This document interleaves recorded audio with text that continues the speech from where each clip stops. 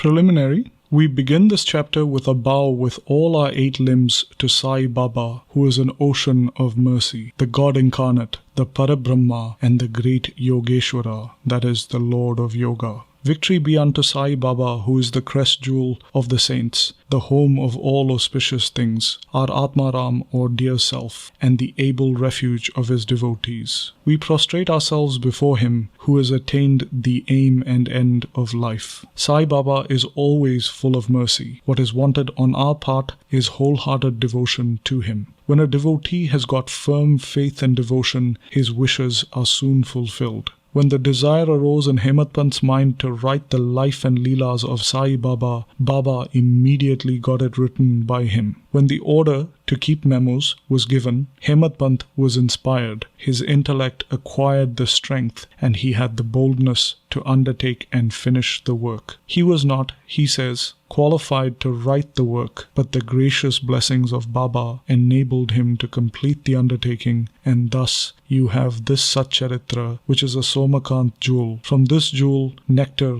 in the form of Sai Leelas oozes out for the readers to drink to their heart's content. Whenever a devotee has complete and wholehearted devotion to Sai Baba, all his calamities and dangers are warded off and his welfare is attended to by Baba. The story of Damodar Savalaram Rasane of Ahmednagar, alias Damu Anna, illustrating the above statement, is given below. The readers may remember that this gentleman was mentioned in the 6th chapter with regards to the celebration of the Ram Navami festival in Shirdi. He went to Shirdi around the year 1895 when the Ram Navami celebration began, and from that time on he provided an ornamental flag for the festival for several years. He also fed the poor who came there for the festival. His speculations: cotton. A broker who knew Damu Anna wrote to him that they should work in partnership on a cotton speculation business, which would bring them about 200,000 rupees as profit. Damu Anna says in his statement made around the year 1936 to Mr. B.V. Narasimha Swami that the proposal to speculate in cotton was from a broker who was not to be a partner and that he was to be the sole adventurer. The broker wrote that the business was good and involved no risks and that the opportunity should not be lost. Damu Anna was considering this opportunity. He could not at once determine whether to venture into the speculation. He thought about this, and as he was a devotee of Baba, he wrote a detailed letter to Shama explaining all the facts and requested him to consult Baba and get his advice in the matter. Shama got the letter the next day and he came with it at noon to the masjid and placed it before Baba. Baba asked Shama what the matter was and what the letter was about. Shama replied that Damu Anna wanted to consult him about something. Then Baba said, "What does he write and what does he plan? It seems that he wants to reach the sky and that he is not content with what God has given him. Read his letter." Shama then said,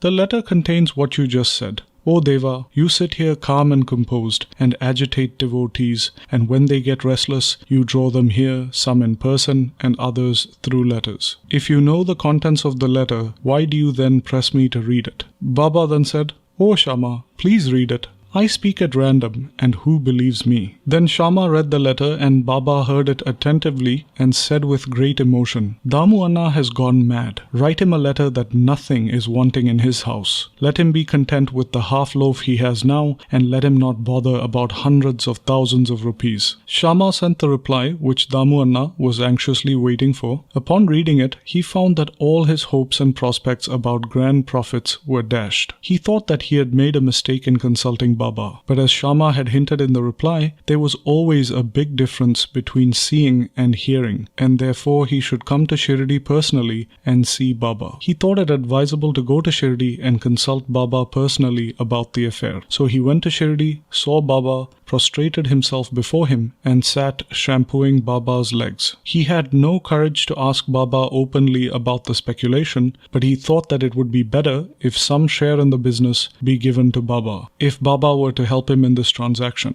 Damu Anna was thus thinking about this, and yet nothing was veiled from Baba. Everything about the past, present, and future were crystal clear to him. A child wants sweets, but its mother gives it bitter medicine. The former spoils its health, while the latter improves it. So the mother, looking after the welfare of her infant, coaxes it and gives it medicine. Baba, the kind mother that he was, knew the present and future prospects of his devotees, and therefore read Damu Anna's mind and said, "Bapu, I do not want to be entangled in any such worldly things, that is, sharing profits." Seeing Baba's disapproval, Damu Anna dropped the enterprise. Grain? Then he thought of trading in rice, wheat, and other grains. Baba read this thought too and said to him, "You will be buying at 5 seers and selling at 7 seers a rupee." So this business was also abandoned. The rise in the prices of grain was kept up for some time, and Baba's prophecy seemed to be false. But in a month or two, there was abundant rain everywhere and the prices suddenly fell. Therefore, those who stored grains suffered a severe loss. Damu Anna was saved from this fate. Needless to say, the cotton speculation, which was conducted by the broker with the help of another merchant, also collapsed with a severe loss to the investors. After seeing that Baba had saved him from 2 severe losses in cotton and grain speculations,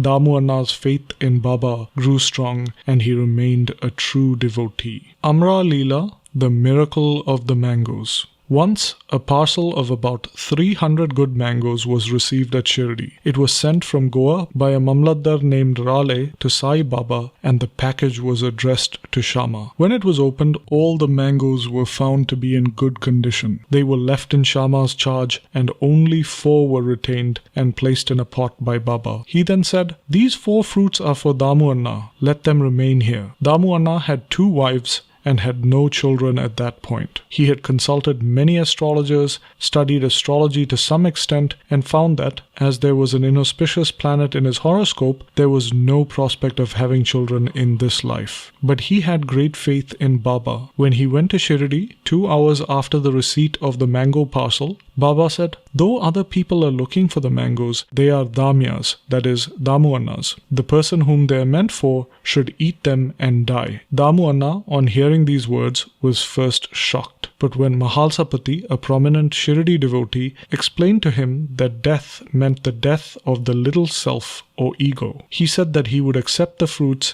and eat them. But Baba said to him, "Do not eat them alone, share them with your youngest wife." This Amra Leela, miracle of 4 mangoes, will give her 4 sons and 4 daughters. This was done, and ultimately it was found that Baba's words turned out true and not those of the astrologers. Baba's speech established its efficacy while he was living in the flesh, but it also did the same even after his passing away. Baba said, "Believe me that though I will pass away, the bones in my tomb will give you hope and confidence. My tomb will be speaking, moving, and communicating with those who surrender themselves wholeheartedly to me. Do not be anxious that I will be absent from your life. You will hear my bones speaking about and discussing your welfare. But remember me always, believe in me, heart and soul, and then you will benefit greatly." In this regard, the following extract from Damu Anna's statement is worth reading. "Once, when I sat at his feet, I had 2 questions in my mind, and he gave answers to both. There are so many who come to see Sai Baba. Are they all benefited from seeing him? To this he replied,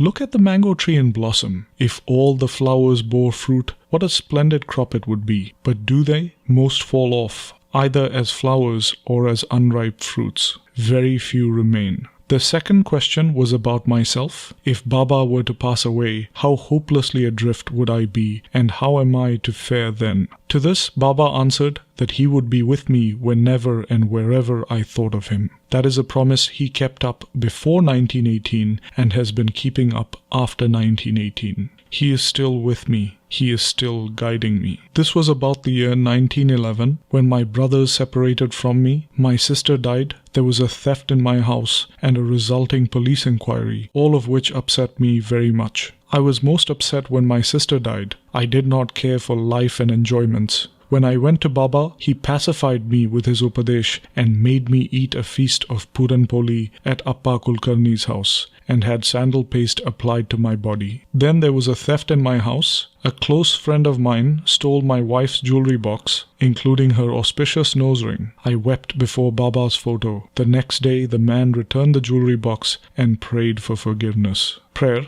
Hemadpant closes this chapter with a prayer. O Sai Sadguru, the wish-fulfilling tree of the Bhaktas, let us never forget and lose sight of your feet. We have been troubled by the ins and outs, births and deaths in this samsara. Now free us from this cycle of births and deaths. Restrain us from the outgoing nature of our senses to their objects, and introvert us and bring us face to face with the Atma or Self. As long as this outgoing tendency of the senses and the mind is not checked, there is no prospect of self-realization. Neither son, wife, nor friend will be of any use in the end. It is only you who will give us salvation and happiness. Destroy completely our tendency for discussions and other evil matters, and let our tongue get a passion for chanting your name. Drive out our thoughts, good or otherwise. Make us forget our bodies and houses, and do away with our egoism. Make us always remember your name and forget all other things. Remove the restlessness of our mind and make it steady and calm. If you clasp us, the darkness of our ignorance will vanish, and we shall live happily in your light. The fact that you made us drink the nectar of your Leelas and awakened us from our slumber is due to your grace and our store of merits in our past births. Bow to Shri Sai, peace be to all. And this brings us to the end of Sai Satcharitra, chapter 25.